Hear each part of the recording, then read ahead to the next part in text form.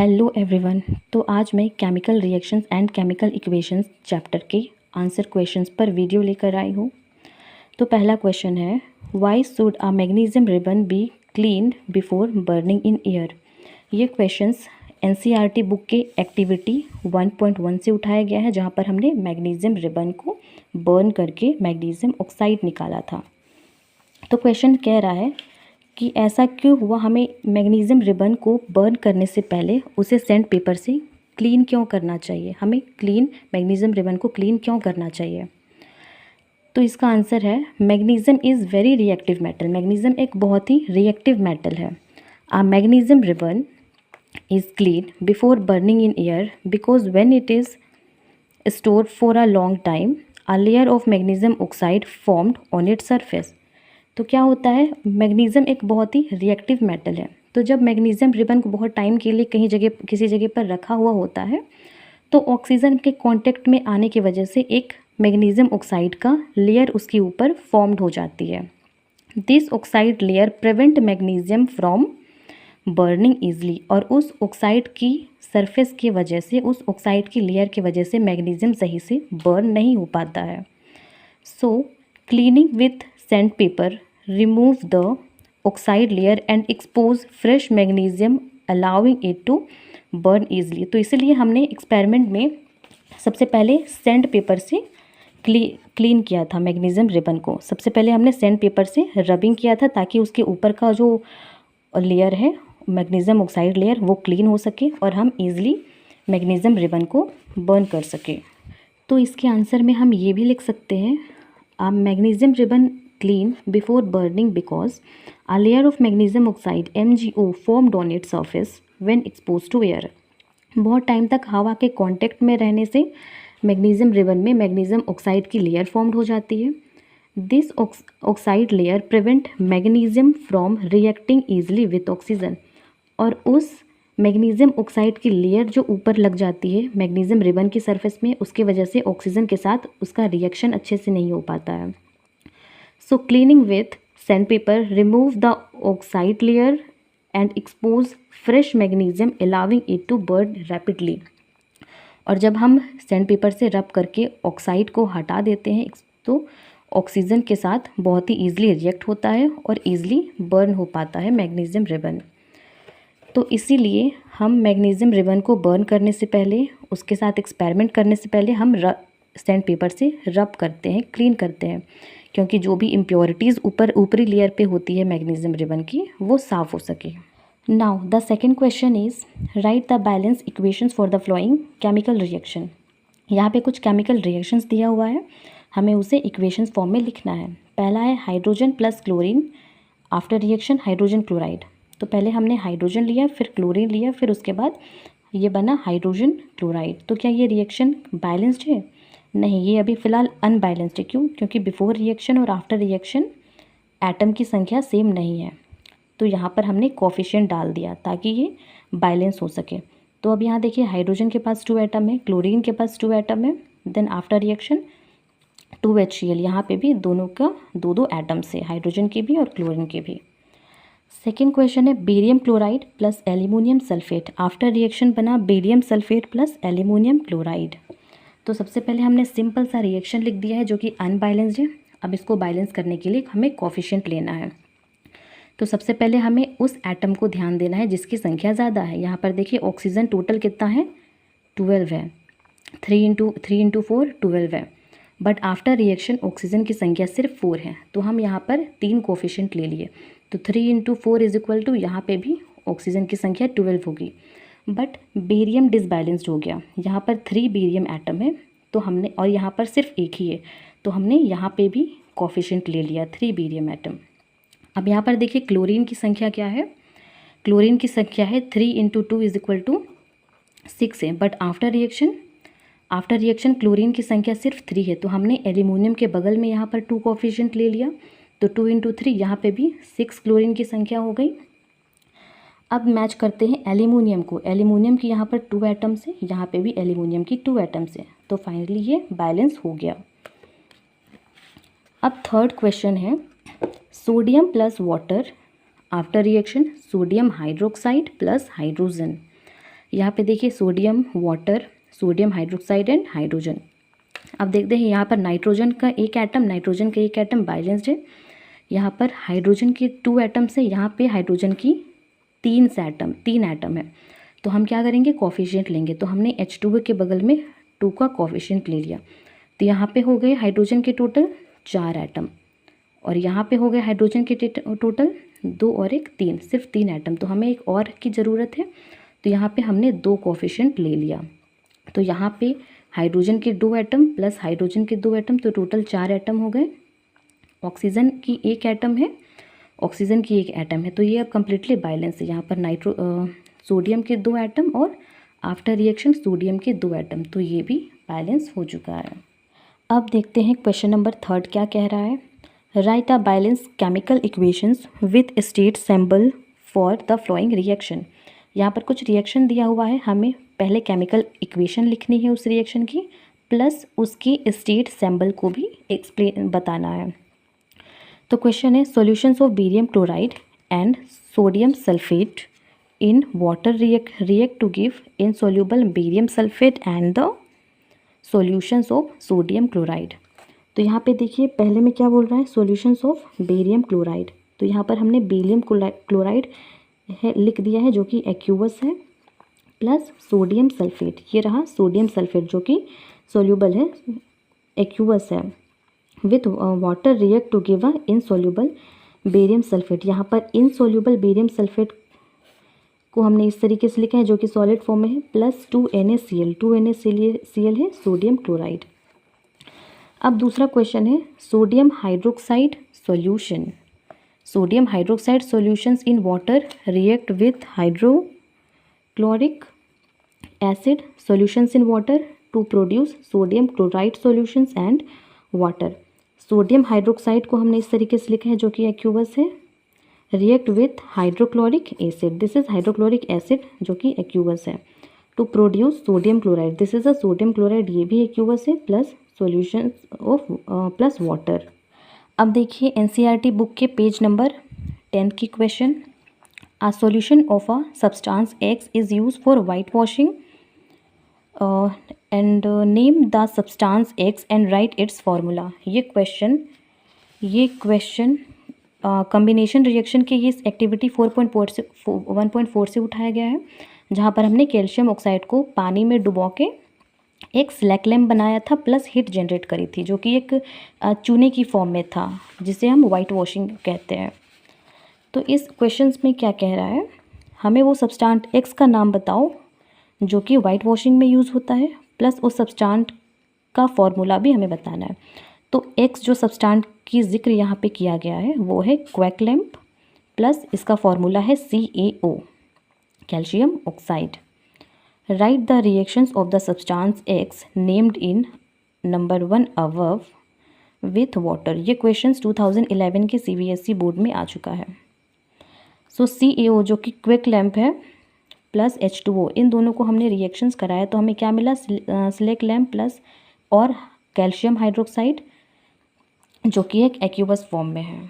Now question number 2 is why is the amount of gas collect in one of the test tube in activity 1.7 double of the amount collect in the other, name this gas. ये question भी CBSE 2011 में पूछा जा चुका है। तो इस question को समझने से पहले हमें एक्टिविटी 1.7 समझना होगा। तो इस एक्टिविटी में था क्या, हमने एक मग्गे में एक वाटर लिया था और एक 2 ग्रेफाइट रॉड लिया था। इस 2 ग्रेफाइट रॉड के ऊपर से हमने 2 ट्यूब को उल्टा करके इसके ऊपर डिप कर दिया था, फिर हमने बैटरी से कनेक्ट कर दिया था। इस एक्सपेरिमेंट को हम हाइड्रोलिसिस ऑफ वाटर कहते हैं। तो जब हमने करंट फ्लो कराया तो इन दोनों ट्यूब में 2 गैसेस बनती है। पहले ट्यूब में जिस साइड एनोइड था उस साइड ऑक्सीजन की गैस बनती है, और जिस साइड कैथोइड था उस साइड हाइड्रोजन की गैस बनती है। तो इन दोनों गैस की क्वालिटी, मतलब इन दोनों गैस का वॉल्यूम सेम नहीं था। इन दोनों गैसेस में से कोई एक ज़्यादा था, एक कम था। तो वही चीज़ यहाँ पे क्वेश्चन में पूछा गया है कि ऐसा क्यों हुआ कि 2 गैस जब बनी तो उन दोनों में से किसी एक गैस की क्वालिटी डबल थी और दूसरे की क्वालिटी कम, और वो कौन सा गैस है? तो in activity 1.7 water is electrolyses to give hydrogen gas at one electroid and oxygen gas at the other electroid according to the given chemical equation। क्या कह रहा है? एक्टिविटी 1.7 में जब वाटर की इलेक्ट्रोलाइसिस कराई गई तो हमें दो गैस मिला, मतलब कि पानी दो गैस में ब्रेक डाउन हो गया, पहला हाइड्रोजन गैस में और दूसरा ऑक्सीजन गैस में। और इस रिएक्शंस को ध्यान में रख के, ये हमारा पानी का फॉर्मूला है, वाटर का फॉर्मूला है। इस रिएक्शन में वाटर 2 गैसेस में डिवाइड हो रहा है। ये हमारा वाटर का फॉर्मूला है 2H2O। ये हाइड्रोजन गैस में डिवाइड हो रहा है और ऑक्सीजन गैस में डिवाइड हो रहा है। बट इन दोनों की एटम्स को देखिए, यहाँ पर हाइड्रोजन की संख्या 4 है, 2 × 2 4, बट यहाँ पर ऑक्सीजन की संख्या सिर्फ 2 है। Thus 2 molecule of water on electrolysis give 2 molecule of hydrogen gas and 1 molecule of oxygen gas, or the amount of hydrogen gas collected would be double than that of the oxygen gas। यहाँ पे क्या हो रहा है? पानी जब दो part में, दो गैसेस में डिवाइड हुआ तो यहाँ पर हाइड्रोजन की 2 मॉलिक्यूल से और ऑक्सीजन की सिर्फ 1 ही मॉलिक्यूल से, यानी कि हाइड्रोजन वो गैस है जो डबल हो जा रहा है ऑक्सीजन से। तो अब हम देखेंगे एनसीईआरटी बुक के पेज नंबर 13 के क्वेश्चंस को। Why does the colour of copper sulphate solution change when an iron nail is dipped. ये क्वेश्चन कहाँ से लिया गया है? ये क्वेश्चंस बुक के एक्टिविटी 1.9 से क्वेश्चन को लिया गया है, जो डिस्प्लेसमेंट रिएक्शंस के पास में था। इस एक्टिविटी में हमने क्या देखा था कि जब हमने कॉपर सल्फेट सॉल्यूशन में आयरन को डिप किया तो आयरन की कलर ब्राउनिश हो गई और कॉपर सल्फेट सॉल्यूशन की कलर फेड हो गया था। तो इसी एक्टिविटी से ये क्वेश्चंस को लिया गया है। When an iron nail is dipped in copper sulphate solution it become brownish in colour and colour of copper sulphate fade due to the flowing reaction. तो क्या हुआ था? जब हमने आयरन को कॉपर सल्फेट सॉल्यूशन में डाला था तब आयरन की कलर ब्राउनिश हो गई थी और कॉपर सल्फेट सॉल्यूशन का कलर फेड हो गया था। क्यों हुआ था? क्योंकि जब हमने इन दोनों को आपस में रिएक्शन कराया तो कॉपर बाहर निकल गया और आयरन ने कॉपर की जगह ले ली। यहाँ पर देखिए, कॉपर सल्फेट बन गया आयरन सल्फेट और फिर कॉपर बाहर निकल गया। In this reaction iron has replaced copper from its solution, thus amount of copper sulfate decrease and its color fade and pale green colour में कन्वर्ट हो गया कॉपर सल्फेट सॉल्यूशन। इसलिए हुआ क्योंकि आयरन ने कॉपर की जगह ले ली और उसे डिस्प्लेस्ड कर दिया।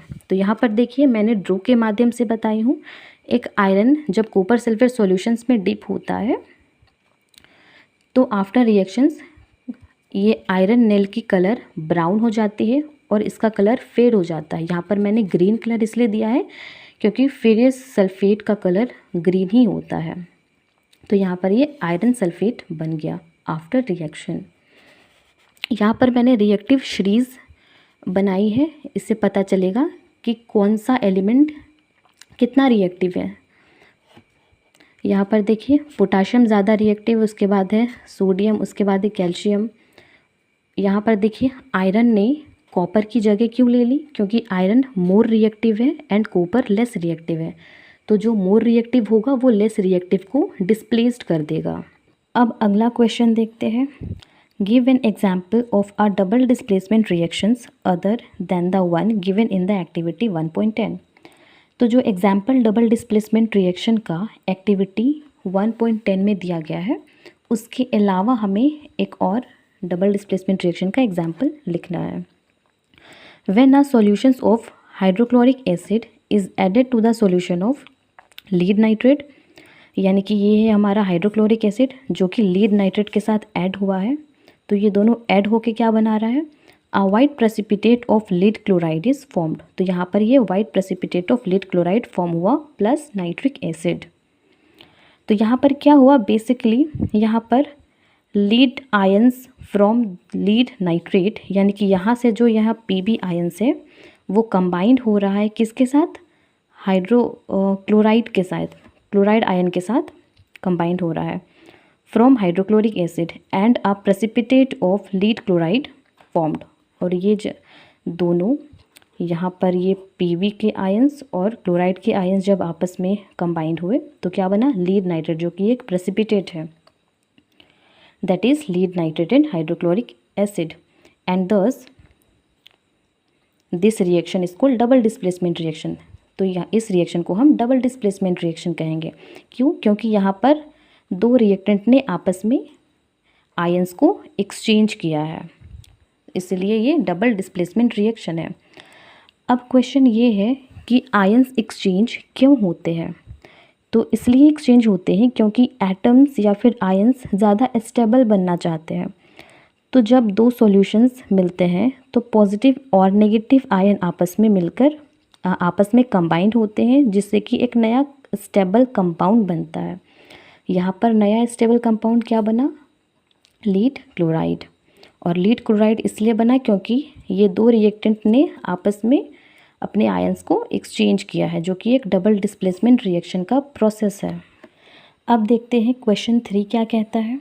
Identify the substance that are oxide and the substance that are reduce in the flowing reaction. अब इन दो रिएक्शंस में से कौन सा सब्सटेंट ऑक्साइड है, कौन सा सब्सटेंट रिड्यूस है, ये हमें आइडेंटिफाई करना है। पहला रिएक्शन देखिए, सोडियम प्लस ऑक्सीजन, ये आफ्टर रिएक्शन सोडियम ऑक्साइड बन रहा है। तो यहाँ पे ऑक्साइड कौन है, ऑक्साइड है सोडियम, क्योंकि इन्होंने ऑक्सीजन गेन किया है। और रिड्यूस कौन है, ऑक्सीजन, क्योंकि ऑक्सीजन ने सोडियम से इलेक्ट्रॉन गेन किया है। तो इलेक्ट्रॉन गेन करना भी रिड्यूस होता है। सेकेंड इक्वेशन में copper oxide plus hydrogen gas after reaction copper plus water.